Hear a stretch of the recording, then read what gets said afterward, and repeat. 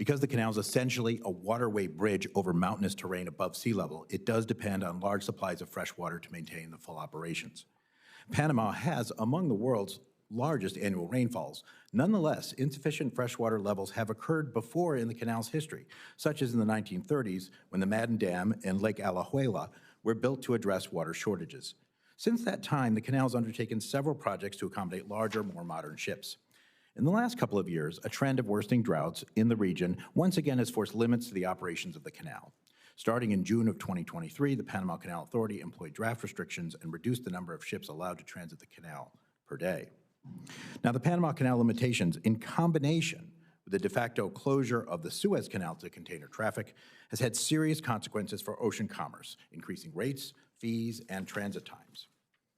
Now, fortunately, Panama's 2024 rainy season has for now alleviated the most acute water supply issues at the canal, and normal transit volumes have been restored.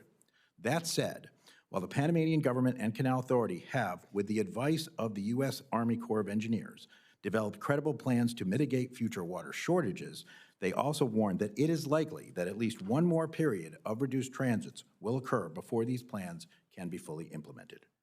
We've talked about the drought in 2023 and the historic low water levels that it caused in Lake Gatun, which feeds the canal locks, a unique system that is a freshwater feed as a result, as contrasted to an ocean-to-ocean system, which the French tried and failed, but which is actually active in the Suez Canal.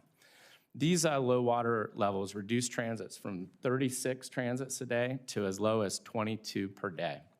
Additionally, the low water levels required a reduction in maximum allowable draft levels, or the depth of the ship below the water line, which for our members reduced the amount of containers they could carry through the canal.